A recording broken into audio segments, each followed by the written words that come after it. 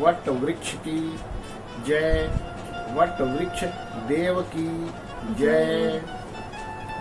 वट सावित्री पूजन। ज्येष्ठ कृष्ण अमावस्या को वट सावित्री का पूजन होता है। यह सौभाग्यवती स्त्रियों का प्रमुख पर्व है। इस दिन वट वृक्ष की पूजा की जाती है। स्त्रियां सुबह सवेरे स्नान करती हैं और केशों को शुद्ध करती हैं। जल, मौली, रोली, चावल, गुड़, भीगे चने, फूल, धूप, दीप से वट वृक्ष की पूजा की जाती है और उसके चारों ओर कच्चे सूत का धागा लपेटा जाता है। भीगे हुए चनों का बायना निकाला जाता है। कहीं कहीं पर यह त्योहार ज्येष्ठ कृष्ण त्रयोदशी से अमावस्या तक मनाया जाता है। यह व्रत स्त्रियों के अखंड सौभाग्यवती रहने का कामना से किया जाता है। इस व्रत के संबंध में सावित्री सत्यवान की कथा प्रसिद्ध है, जो इस प्रकार है। प्रेम से बोलिए वट वृक्ष की जय। वट सावित्री व्रत कथा। मध्य प्रदेश के अश्वपति के नाम के परम ज्ञानी राजा थे। धन वैभव से पूर्ण होने पर भी वे संतान के अभाव में बड़े दुखी रहते थे। राजा ने पंडितों की सलाह से पुत्र प्राप्ति के लिए सावित्री की आराधना की। सावित्री ने प्रसन्न होकर पुत्र तो नहीं है, पर मैं स्वयं कन्या के रूप में तुम्हारे यहाँ जन्म लूंगी। इतना कहकर सावित्री देवी अंतर्ध्यान हो गई। कुछ समय के बाद रानी के गर्भ से साक्षात सावित्री का जन्म हुआ। राजा रानी ने उसका नाम भी सावित्री रखा। सावित्री सर्वगुण संपन्ना थी। वह चंद्रमा की कला के समान नित्य प्रति बढ़ने वाली थी। जब वह विवाह के योग्य हुई तब माता पिता ने उनसे कहा कि अब तुम अपने विवाह योग्य मनचाहा वर ढूंढ कर ले आओ।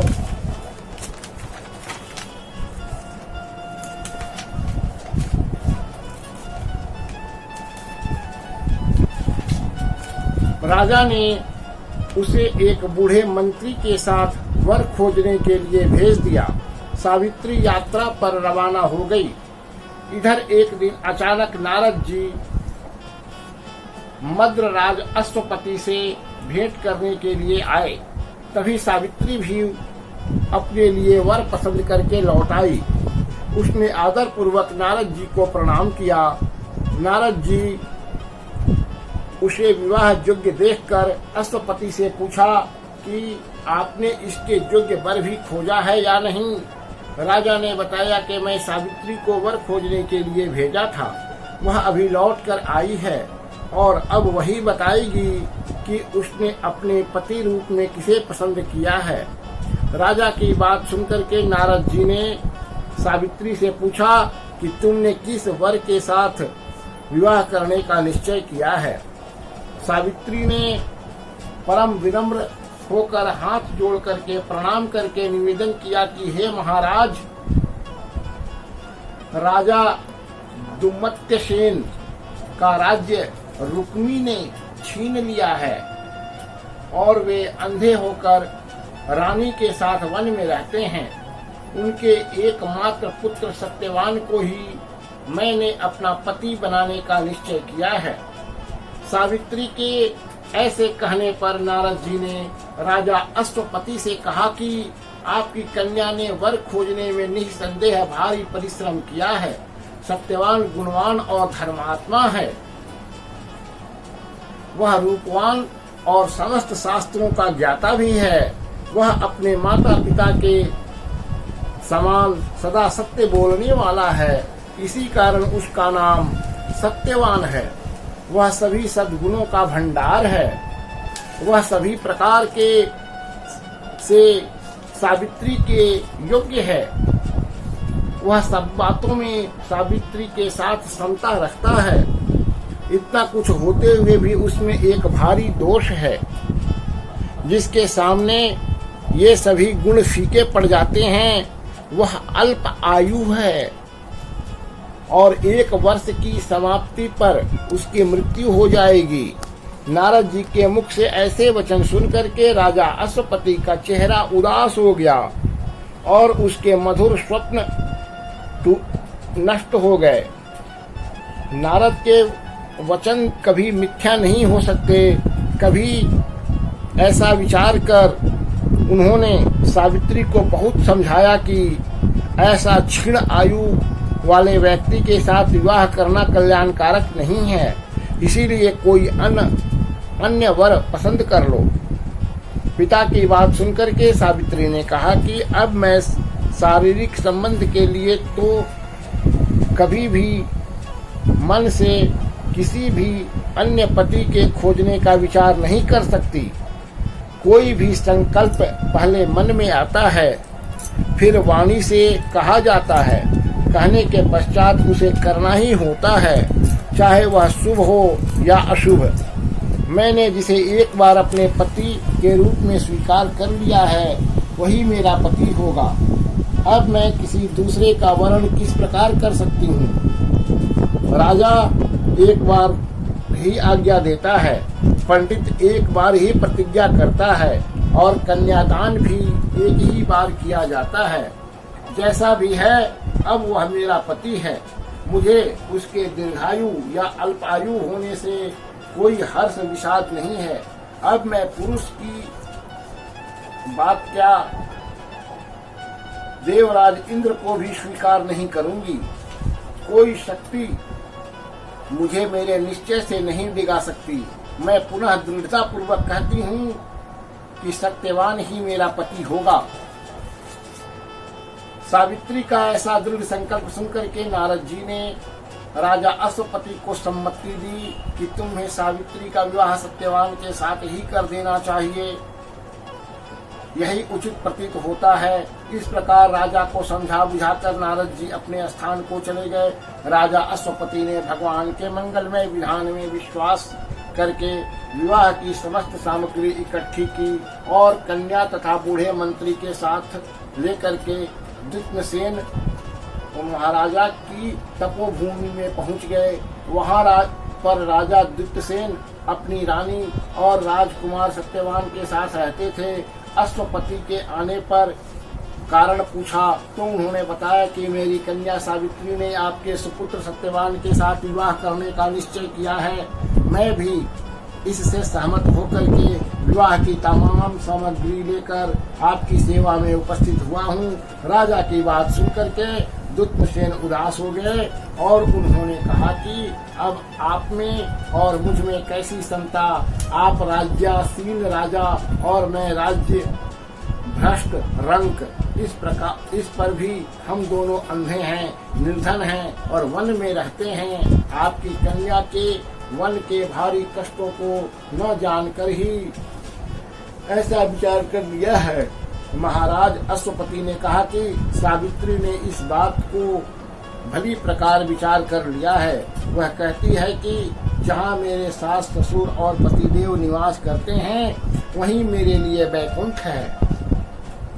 सावित्री के ऐसे दृढ़ निश्चय को सुनकर के दुष्टसेन ने विवाह की स्वीकृति दे दी। शास्त्र सम्मत रीति से सावित्री का विवाह सत्यवान के साथ करके राजा अश्वपति तो अपनी राजधानी लौट आए और उधर सावित्री मन चाहे पति सत्यवान को पाकर सुख पूर्वक वन में रहने लगी।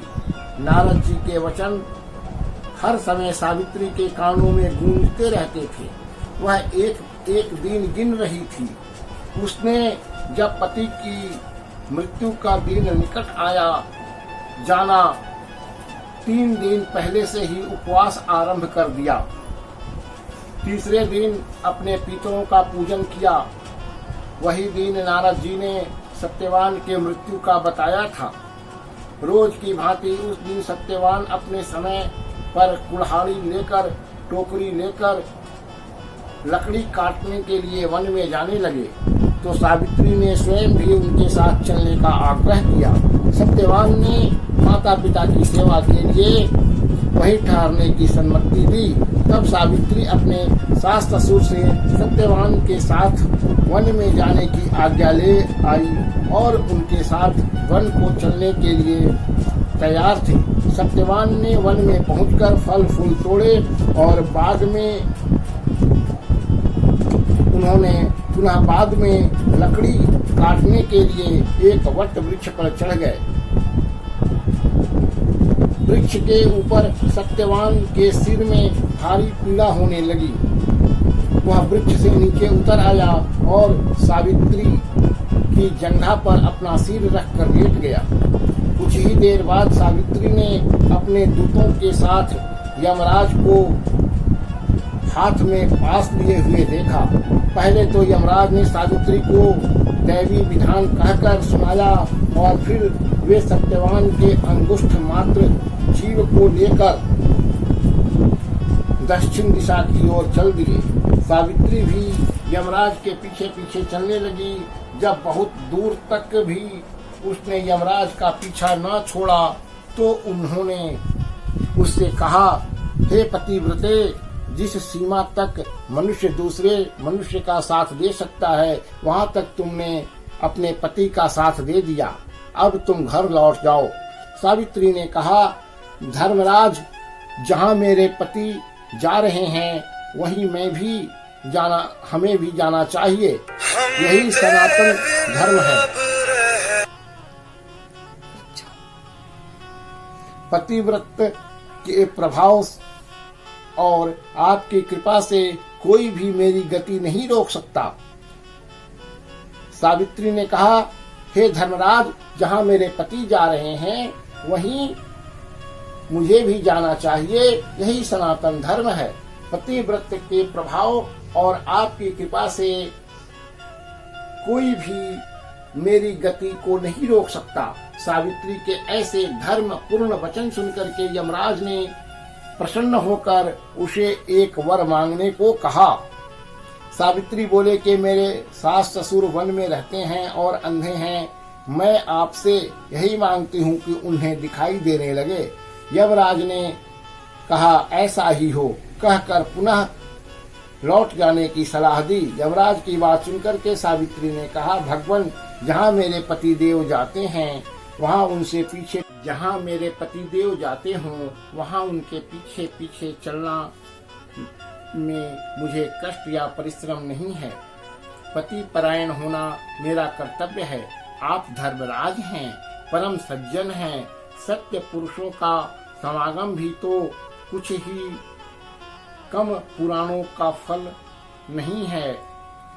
सावित्री के ऐसे धर्म युक्त और श्रद्धापूर्ण वचन सुनकर के यमराज ने फिर कहा, सावित्री, मैं तुम्हारे वचनों से बहुत प्रसन्न हूँ।